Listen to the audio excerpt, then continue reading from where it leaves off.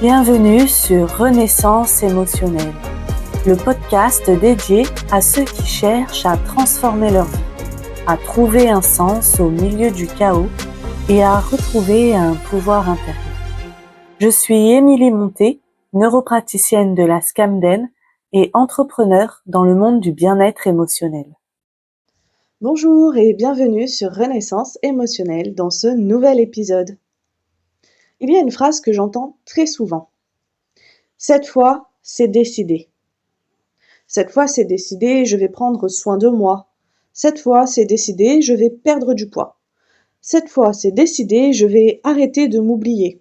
Cette fois, c'est décidé, je vais sortir de cette relation. Cette fois, c'est décidé, je vais apprendre à poser mes limites. Cette fois, c'est décidé, je vais reprendre confiance en moi. Et puis, quelques jours, quelques semaines, et tout recommence.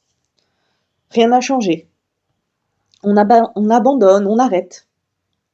Alors on se dit, je manque de volonté, je manque de discipline, je suis incapable de tenir. Et si le problème n'était pas là? Aujourd'hui, j'aimerais vous montrer pourquoi la plupart des changements échouent et surtout comment leur donner une vraie chance de durer. Vouloir changer ne change rien. Le premier déclic est précieux. C'est lui qui nous fait dire « je ne veux plus vivre comme ça ». Mais il faut être honnête, une prise de conscience ne transforme pas une vie. Elle ouvre une porte, c'est tout. Ensuite, il faut la franchir cette porte. Parce qu'il existe une phrase qui dérange, mais qui à mon sens est importante. Choisir de ne rien changer, c'est aussi choisir de conserver une partie de ce que l'on vit aujourd'hui. Je le dis autrement, si aujourd'hui je choisis de ne rien changer, alors, inconsciemment ou consciemment, je choisis mon malheur. Je choisis de rester dans cette situation. Même si cette réalité nous fait souffrir. Alors, évidemment, souvent, personne ne choisit consciemment d'être malheureux. Mais rester immobile, ne rien changer, revient souvent à laisser les mêmes mécanismes produire les mêmes résultats. Et la vie ne changerait généralement jamais toute seule. Ou alors, elle change à notre place, par une séparation, un burn-out, une maladie, un licenciement, une crise. Lorsque nous refusons les petits changements, la vie finit parfois par nous imposer les grands. Et finalement, on subit la vie plutôt que de la choisir. Ce qui est important à comprendre, c'est que la motivation, cette phrase « cette fois c'est décidé », c'est un éclair, pas une source permanente d'énergie. Elle apparaît après une dispute, un trop-plein, une vidéo, un livre, un podcast, une rencontre, une prise de conscience. Elle nous donne énormément d'énergie, pendant quelques heures, quelques jours, parfois quelques semaines. Puis, elle redescend. Et c'est normal. Le problème n'est pas qu'elle disparaisse. Le problème est de croire que la motivation devrait rester tout le temps. Parce que le cerveau fonctionne ainsi. L'émotion est temporaire, la motivation aussi. Donc lorsqu'elle est là, on ne devrait pas seulement commencer, on devrait aussi construire. La plupart des personnes profitent d'un pic de motivation pour agir. Elles s'inscrivent à la salle de sport, elles achètent un livre, elles décident de mieux manger, elles prennent rendez-vous, elles commencent. Et c'est déjà très bien, c'est le début, c'est ce qui va permettre d'enclencher le reste. Mais ce n'est pas là que se joue le véritable changement. Parce que commencer, c'est relativement facile lorsque la motivation est au plus haut niveau.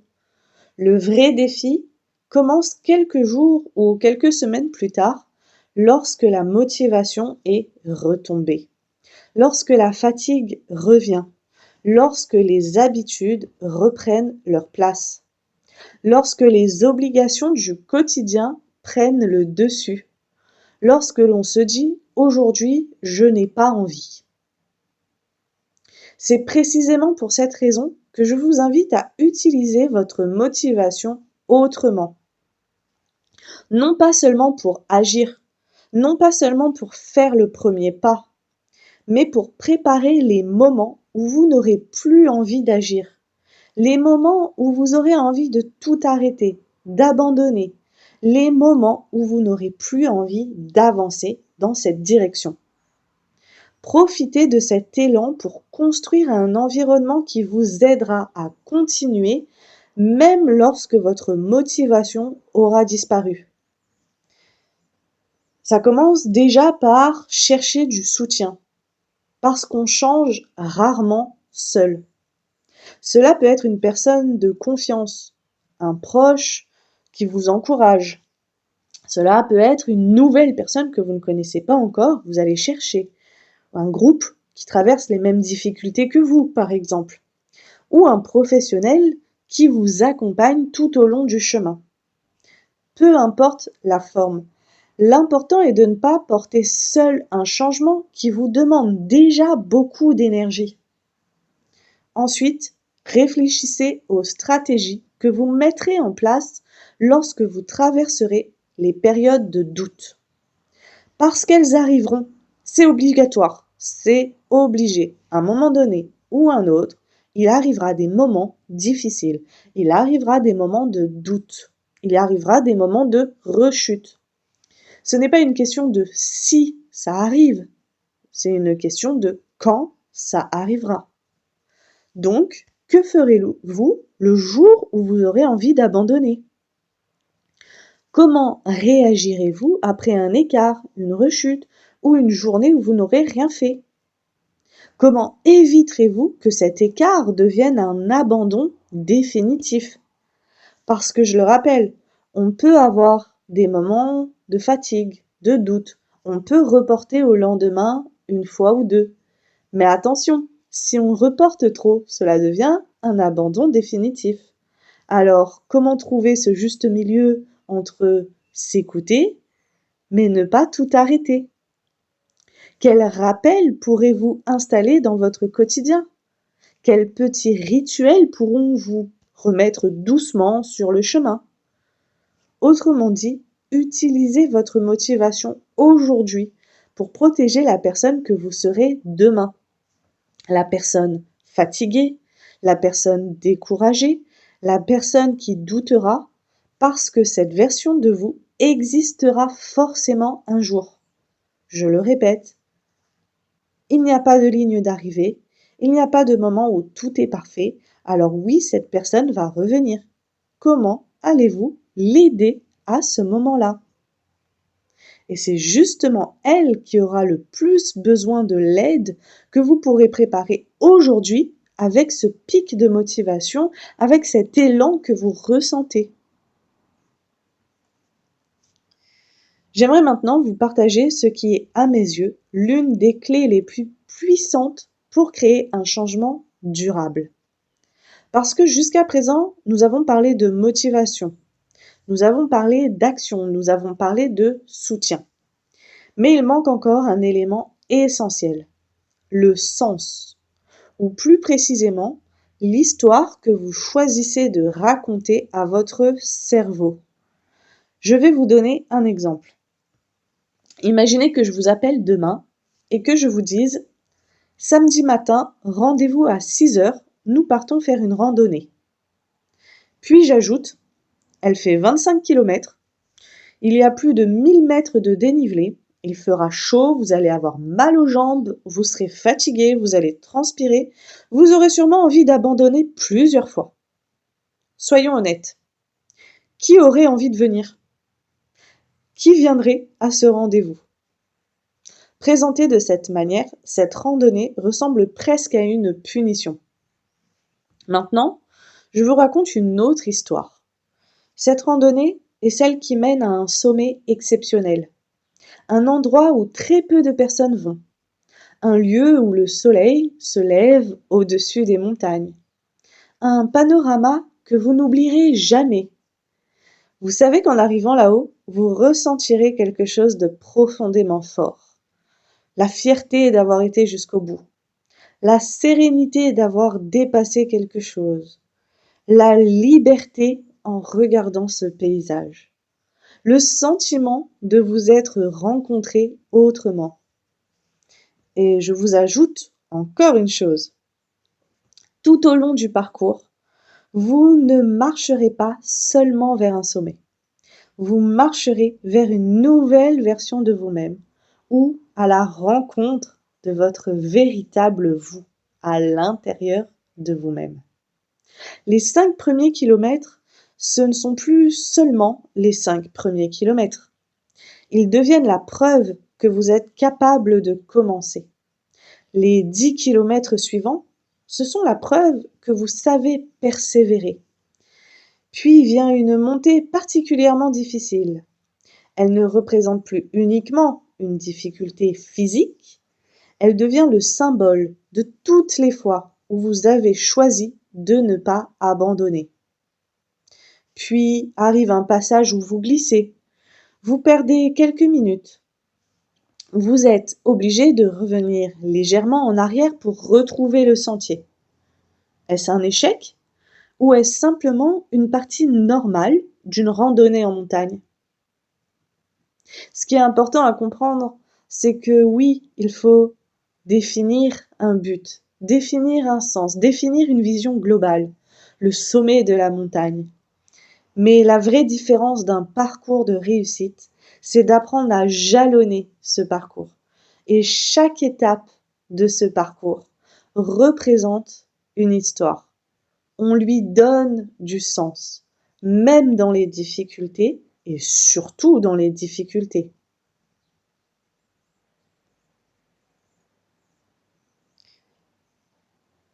Parce que dans notre vie, nous faisons souvent exactement l'inverse.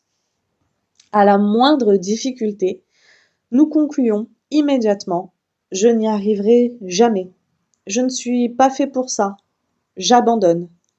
Alors que si nous étions réellement sur ce sentier, jamais nous ne dirions « j'ai trébuché une fois, je redescends définitivement de la montagne ». Surtout si on a fait déjà la moitié, ou le quart, ou qu'on est presque arrivé. Nous comprendrions que cela fait partie du chemin. Alors pourquoi sommes-nous capables de l'accepter dans une randonnée et beaucoup moins dans notre propre vie? Parce que nous ne racontons pas la même histoire. Votre cerveau croit aux histoires bien plus qu'aux objectifs. C'est là que j'aimerais vous parler d'une idée que je trouve passionnante. Carl Gustav Jung disait que l'être humain ne vit pas seulement de faits, il vit de sens.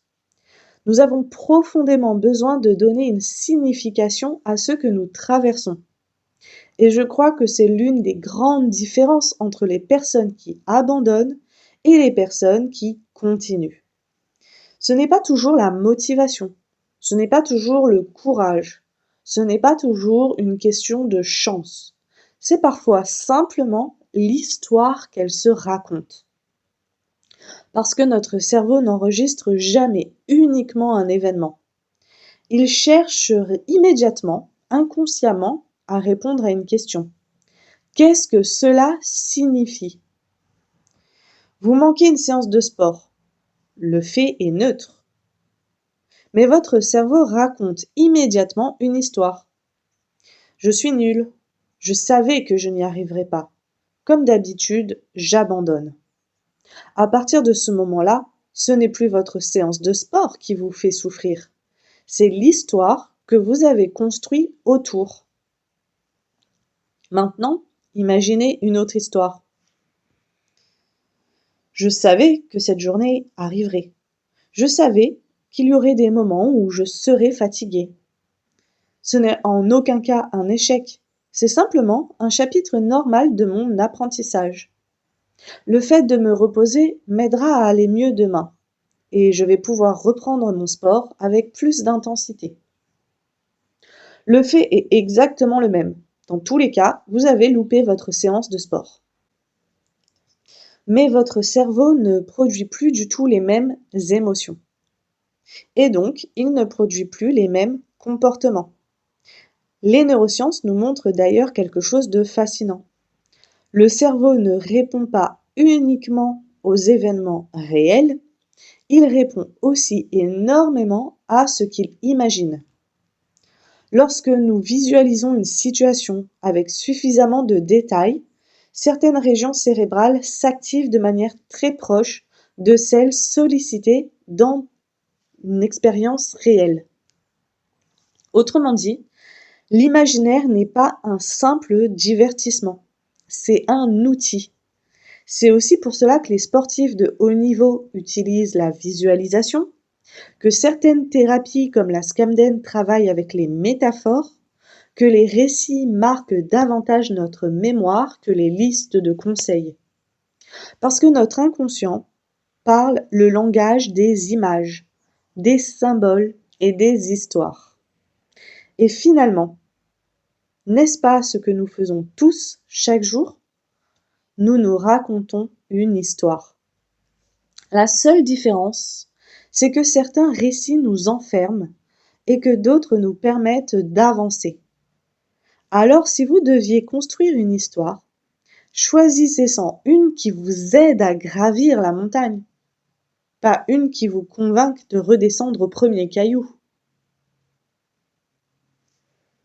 Aujourd'hui, j'aimerais vous proposer un exercice très simple. Prenez une feuille, prenez un stylo, prenez le temps de vous poser et posez-vous cette question. Quelle est l'histoire que je raconte aujourd'hui sur ma vie? Puis, demandez-vous, quelle histoire aimerais-je commencer à écrire? Pas une histoire parfaite, pas une histoire sans difficulté. Encore une fois, ça n'existe pas. Une histoire qui donne du sens aux obstacles. Une histoire dans laquelle les rechutes ne sont plus des preuves d'échec, mais simplement des chapitres. Parce qu'au fond, nous ne pouvons pas toujours choisir ce qui nous arrive. En revanche, nous pouvons progressivement choisir le sens que nous donnons à ce que nous traversons. Et parfois, c'est ce changement-là qui change toute une vie. Si vous sentez que vous avez besoin d'un cadre pour avancer, rappelez-vous une chose, on change rarement seul. Le soutien fait partie du chemin. Il peut venir de nos proches, d'un groupe, d'un accompagnement ou simplement d'outils qui nous permettent de garder le cap lorsque la motivation retombe. C'est justement pour cela que j'ai créé mes ateliers en ligne. Ils ne sont pas là pour vous donner un simple élan de motivation, mais pour vous accompagner pas à pas avec des exercices concrets, des explications issues de neurosciences, des outils que vous pourrez réutiliser dans votre quotidien. Si cet épisode a résonné en vous, je vous invite à découvrir l'ensemble des ateliers disponibles sur ma boutique.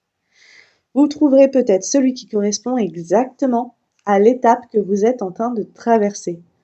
L'objectif n'est pas de devenir quelqu'un d'autre, mais de construire, un pas après l'autre, une vie qui vous ressemble davantage.